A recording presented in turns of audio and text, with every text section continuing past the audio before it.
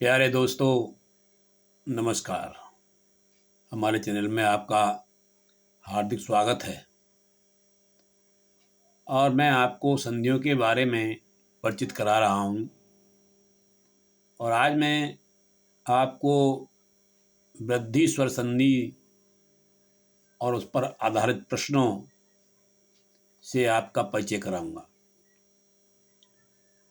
मैं आपको संधियों को इस प्रकार से आपके सामने रखना चाहता हूँ कि एक बार ही पढ़ने के बाद में आपको दोबारा समझने की जरूरत नहीं पड़ेगी, और इससे बढ़िया और कोई तरीका हो भी नहीं सकता है।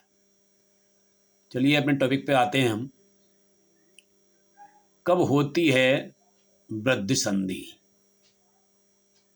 किस स्थिति में होती है? जब पहले शब्द का अंतिम स्वर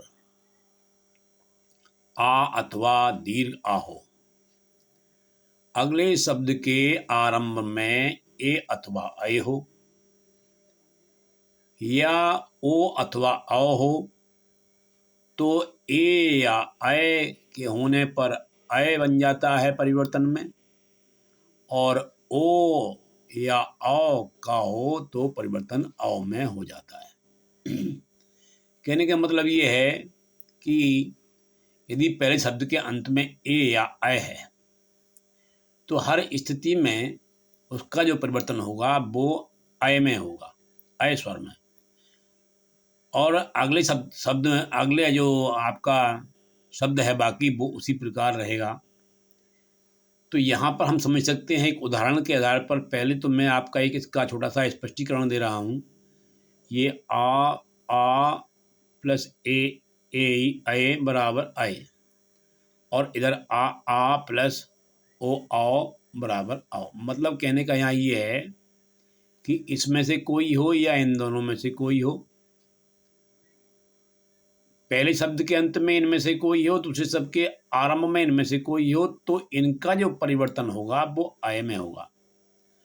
उसी प्रकार से पहले शब्द के अंत में ये या ये हो, दोनों में से कोई सा आ हो, और अगला शब्द जो शुरू होगा वो ओ या औ से शुरू हो रहा हो, तो औ या ओ का जो परिवर्तन होगा वो औ में हो जाएगा।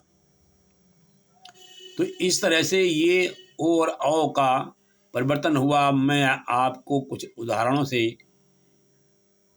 आपका परिचय कराता हूँ। एक उदाहरण हमारे पास है, सदा प्लस एव बराबर सदैव। तो यहाँ मैंने सदा को भी खंडित किया है, सा हलंत दा आ, और ए प्लस व, ये इनके अलग अलग मैंने खंड कर दिए। अब आप देख रहे होंगे कि ये आ और ए मिलकर के ऐ बनता है, ये ऐ बना। इधर क्या हुआ कि ये जो द है, दा का मेल ऐ से हुआ तो ये हलंत खत्म हुआ और इस पर ये मात्रा लगी तो सदै हो गया, ये दय हो गया। अब सा दय व तीनों को मिलाया तो ये सदैव बन गया। इसी प्रकार से इधर एक शब्द मैंने लिया है, एक उदाहरण मैंने, महा प्लस औषधि बराबर महौषधि। यहाँ पर देखिए मैंने महा को खंडित किया, इसके खंड किए मैंने, और इधर मैंने ओ को अलग किया। तो इस प्रकार से क्या होता है कि ये दोनों, ये आ और ओ मिलकर के इन्होंने औ का रूप ले लिया।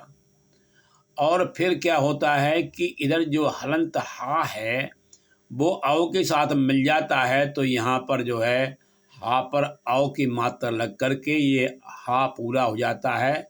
और इस प्रकार से जब हम तीनों अक्षरों को मिलाते हैं तो ये महौषधि बन जाता है। तो आप समझ गए होंगे कि किस प्रकार से इसका विश्लेषण है, और मुझे आशा है कि ये विश्लेषण आपको समझ में जरूर आया होगा। अब मैं आपको इनके कुछ जो प्रश्न हैं उन प्रश्नों से मैं आपको अवगत कराता हूँ। एक प्रश्न मेरा है पहला, महा प्लस ओद बराबर महोद में संधि होगी। तो यहाँ पर आप देख रहे हैं कि यहाँ पर हम निर्णय कर सकते हैं कि यहाँ आ और यहाँ पर ओ, इन दोनों को मिलाने से ये यहाँ पर अव का निर्माण हुआ है। तो हम कह सकते हैं कि इसमें जो संधि है वो वृद्धि संधि है। अगला हमारा जो प्रश्न है वो कहता है परम प्लस औदार्यम बराबर परमोदार्यम किस संधि के अंतर्गत आता है। तो इसका भी आप निर्णय कर सकते हैं कि यहाँ पर जो परम है, इस परम में अगर हम माँ हलंत करके आ को अलग कर दें और इधर जो है औ है, तो यहाँ पर जो परिवर्तन होगा तो वो औ में होगा जो कि यहाँ पर स्थित है। तो इस प्रकार से ये बनता है परम औदार्य। अब ये इसका हम निर्णय कर सकते हैं कि ये जो उदाहरण है, ये जो दिया हुआ है, ये भी हमारी वृद्धि संधि के अंतर्गत ही आता है। इसके बाद जो अगला हमारा जो प्रश्न है, तीसरा प्रश्न है महेश्वरीय शब्द के संधि विच्छेद होंगे। तो महेश्वरीय शब्द के, अब देखिए नियम कहता है कि आ या ए अथवा अय, इनके मिलने से क्रिया होती है। तो पहले हमें ये देखना होगा कि आ कौन से विकल्प में पहले जो है आ मिल रहा है पहले शब्द के अंत में। तो एक तो आ यहाँ पर मिल रहा है, यहाँ पर में है। एक आ जो मिल रहा है वो यहाँ, लेकिन यहाँ बिल्कुल अलग है। एक हमें जो मिल रहा है आ, वो दीर्घ आ यहाँ पर महा में मिल रहा है। तो महा का मतलब महान, और ऐश्वर्य शब्द ये सही है। तो यहाँ पर हमें ए भी मिल रहा है, और आ और ए के संयोग से अय बना है, ये बना है माहेश्वर्यम। इस माहेश्वर्य, तो यहाँ पर जो सही इसका उत्तर होगा वो घा विकल्प होगा, महा प्लस ऐश्वर्य। अब इसके बाद में अगला हमारा प्रश्न है महा प्लस औदार्य बराबर क्या होगा। तो महा प्लस औदार्य, तो यहाँ हम देखेंगे कि यहाँ पर महा में हमें आ मिलता है और यहाँ पर औ है, और औ और आ दोनों के मिलने से औ बना है। तो यहाँ पर जो उचित शब्द बनता है वो महोदार्य बनता है। ये महोदार्य भी नहीं बनेगा क्योंकि यहाँ बीच में ओ आ गया। महादार्य भी नहीं बनेगा, इसमें बीच में आ गया। और महोद आर्य ये भी नहीं बन सकता। तो जो उचित शब्द बनेगा वो बनेगा महोदार्य, ये सही होगा। इसके बाद में जो हमारा अगला प्रश्न है वो है तथैव शब्द के संधि विच्छेद होंगे। तो तथैव शब्द की संधि विच्छेद कैसे होंगे। ये तथा प्लस एव, ये मिलकर के जो है ये बनता है।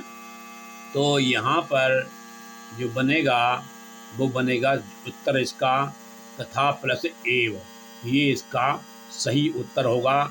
अगला जो प्रश्न है वो है आ प्लस ए में ए का परिवर्तन अय में होना। तो ये भी आप समझ गए होंगे, ये भी वृद्धि संधि के अनुसार ही है। इस प्रकार ये जो विश्लेषण मैंने किया संधि का, वृद्धि संधि का, मुझे आशा है कि आपको अच्छी तरह समझ में आया होगा। और अगर समझ में आया है तो थोड़ी आप मेरी हेल्प कीजिए, मेरे इस चैनल को आप सब्सक्राइब कीजिए और लाइक कीजिए। आपके लिए बहुत बहुत धन्यवाद।